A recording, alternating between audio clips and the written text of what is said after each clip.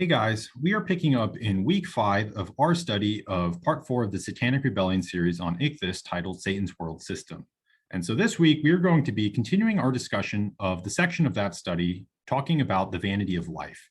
And so last week in lesson number 4, we had talked about the vanity of life in general. So we had gone through several points here in a sequence talking about how everything we do here down under the sun as humans is stained by vanity and futility.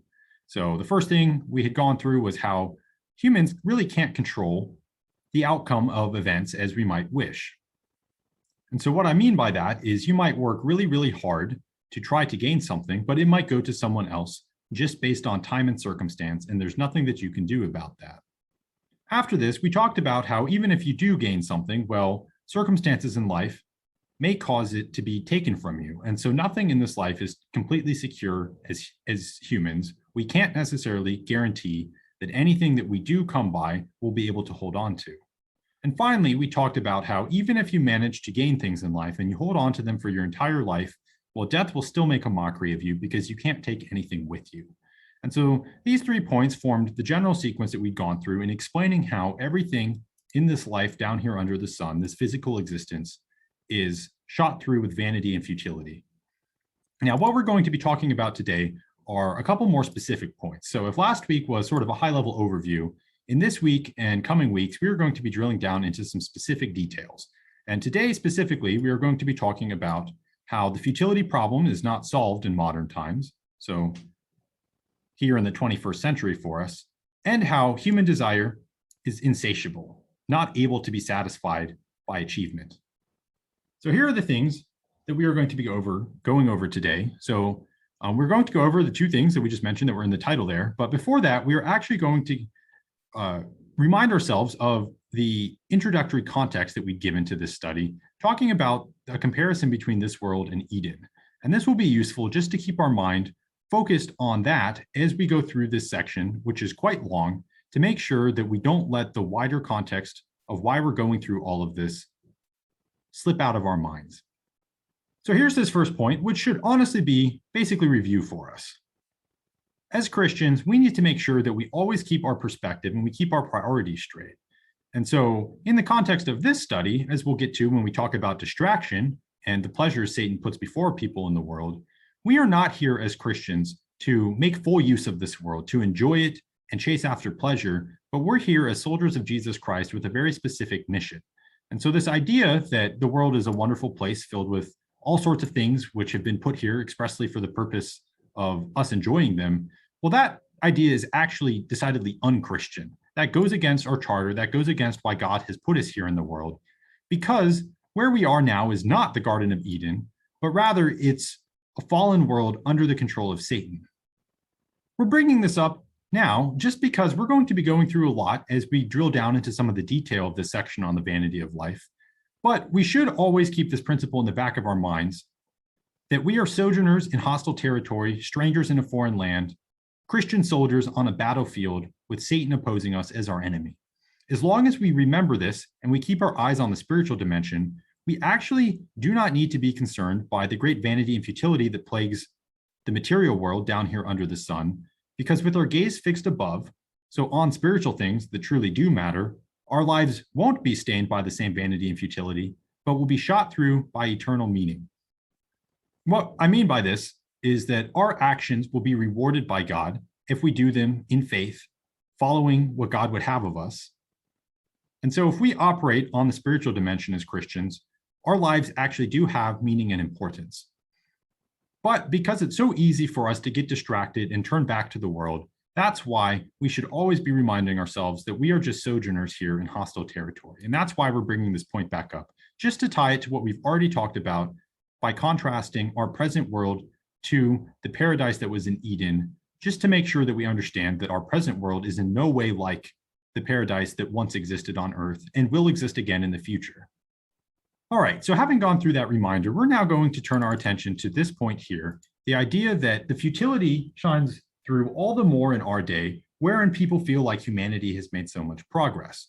And so what I mean by this is you might think because of all of the things that humanity has achieved in the last few decades or even century perhaps. So the elimination of large-scale war, the last big war with many nations involved was World War II in the 40s and 50s. So that's more than 50 years ago now. We've eradicated many diseases. You think polio, smallpox, had immunizations, so vaccines preventing some of these things. We've eliminated a lot of starvation, not completely, but to a high degree in the world. And all these other things, the progress of humanity, as some of the secular humanists like to go on about. Well, you'd think that maybe all of this would lead to less futility and hopelessness than in other periods in human history. However, even though all of these things are true, it's also true that at no time in history has the true futility of life been more clearly perspicuous than in our time, where technology, affluence, and leisure time are abundant. And why we can say this is because the phenomena of apathy, depression, and suicide are all actually in the process of increasing exponentially. And that this is caused by these things is supported by the fact that these issues seem to spiral out of control in wealthy, industrialized first world countries where we have these things: technology, affluence, and leisure. So these things are connected because the more time humans have where they don't have to struggle to survive and have all their thoughts on just getting by, well, the more time they have to think. And then the futility of the world stares them right back in the face. And so this is how this works. That because life truly is hopeless, if people are given to be able to think about life more rather than being pressured by physical needs, so to work difficult to survive, as I said, well, then they have more time to think about the existential futility that we face as humans. And if they don't have God, then hopelessness is a truly rational reaction to these facts. So in fact, even far from this idea that all of these things should be solved, it's actually somewhat surprising that given that for many people across the world, existence is no longer nearly as much as of a struggle as it once was, you might actually expect this futility to hang over even more of humanity than it does. Now, we're bringing this up, and this is me speaking more than the study here, just because I've noticed in my discussions with others a tendency to look down upon past peoples and draw some sort of categorical distinction between us and them, with the conclusion being that we've somehow graduated past the problems that affected them. So you might call this modern arrogance. And the problem with this is that we haven't, not in any degree whatsoever. In fact, we are actually worse off in most spiritually important ways. And so the example I bring up here is that of literacy. Many people throughout history could not read, and yet they still managed to grow in faith despite this massive handicap. But now that we have very high literacy in the developed world, many people have decided that they don't need God. So we have God's truth more accessible to us than ever before, especially since the advent of the internet in the 1990s, and yet people know less of it on average than their illiterate ancestors, even given how big a burden illiteracy would be, how big a barrier it would be to knowledge of the truth. So as has ever been the case, the world is not futile because people struggle under poverty or illiteracy or any other material burden, but because human life, aside from the truth, is tragically hopeless and vain. And because that trend has been getting worse, not better, that's why we can say that the futility is shining through even more in our modern day, even though humanity has done some of these things, right? Eliminated war and diseases and starvation to some extent. Well, because people haven't solved the fundamental spiritual issues that cause life to be futile down here under the sun, that is why we can say that the futility is shining through even more, even in our modern time. So the second point we're going to discuss here today is this idea of the insatiability of human desire. So that only the unattained and the unattainable are truly attractive. And once you have something in your hands, it has lost its attraction for us as humans. Now, we know that compared with Eden, as we brought up just initially today, life is a terribly frustrating experience because we never have things that truly satisfy us. In all the toil and effort we put forth in life to gain our heart's desires, well, no matter how much toil and pain we endure, only the things that we don't have will seem truly attractive to us. And the second we turn our gaze to them and set our hearts upon them, even they too turn to dust before our eyes. If money is the object of our desire, there will never be enough of it. If wealth is the objective, there's never enough to satisfy. I have this verse here from Ecclesiastes chapter 5. So if you hoard it, it's useless to you. If you spend it for your enjoyment, you no longer possess it. And while the laborer can sleep in peace, he doesn't have all these anxieties according to his wealth. Well, rich people are vexed by it, and it vexes the sleep of the rich. So toil and pain and effort, the things demanded of us here down in the world after the Genesis curse. Without these things, we would not eat. We wouldn't be able to live. We need to work to supply for our material needs. But no matter how long and hard and successful the work, even if we gain everything we strive after, it cannot ward off death, nor can it provide lasting satisfaction for us as humans. So to drill down a little bit more into how this works, no matter what is pursued in life, no matter how perfect and worthy it may seem up on the pedestal you put it on in your heart, according to your idealized image of it, it will lose shine once it is in your hands. And this is why we say that only the unattained and the unattainable are truly attractive, because once you have something in front of you, it is not nearly so attractive to us as humans as when it is something that we pursue. So the possessions you worked so hard to accumulate, the woman you worked so hard to win over, the promotion you toiled day and night to obtain, the fame and attention you jealously sought, none of these things mean nearly so much once they are actually within your grasp. And instead of gratitude and satisfaction for blessings already realized, the human heart ever desires more. And thus it is that humans run to and fro in futility, stuck on a hamster wheel of seeking the next thing that will certainly satisfy, only to pull an astonishing game of selective memory when each and every time what was so furiously pursued turns out to not be all that after all. And so what we mean by this is that humans exhibit this curious behavior of chasing after one thing, swearing up and down that it will be the thing to bring them happiness and joy in life, only to obtain it, and then frown slightly because it wasn't what they thought it was, and then they go chase after something new. And you rinse and repeat this time and time again in life in this pursuit of happiness. And so viewed by an outside party, this constantly repeating cycle is obviously quite insane. So according to some people, the very definition of insanity is doing the same thing over and over again while yet expecting a different result. And while it might be easy for us to look down upon others in this way, who among us can claim that we are immune to this, that we have never fallen for the greener grass ourselves, in pursuit of something we think will make us happy or will give us satisfaction, only to realize once we've actually obtained it, that it was not what we actually thought it was.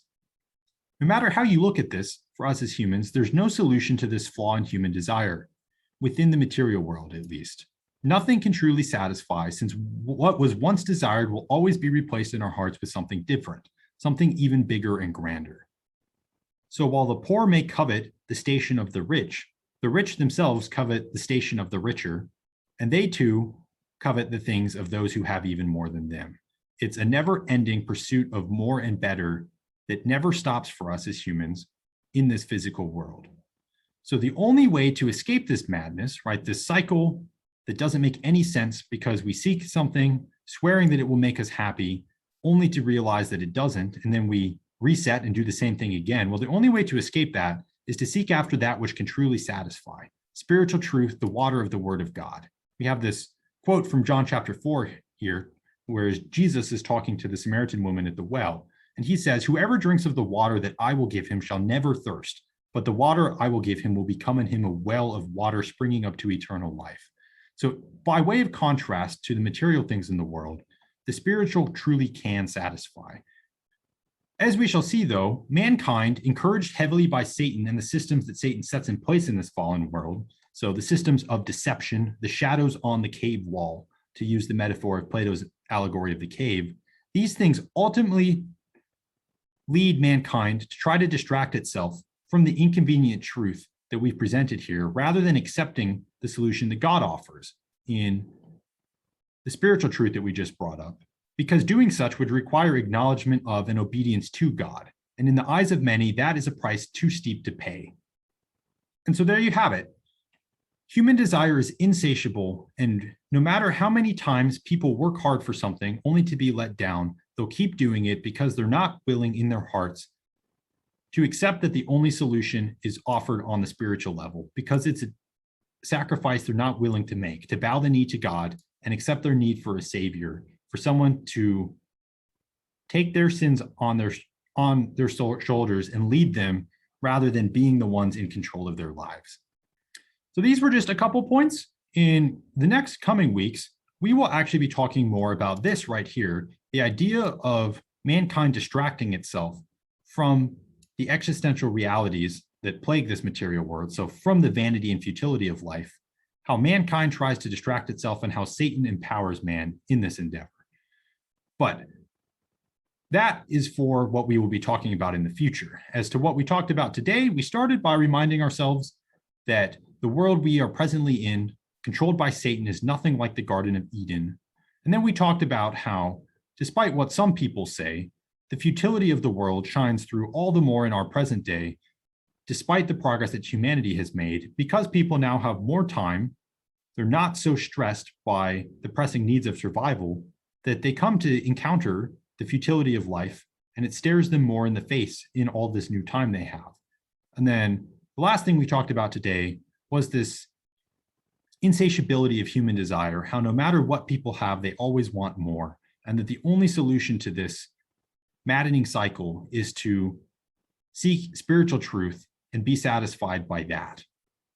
So as I say, we will be talking more about distraction in the coming lessons, and so stay tuned for that.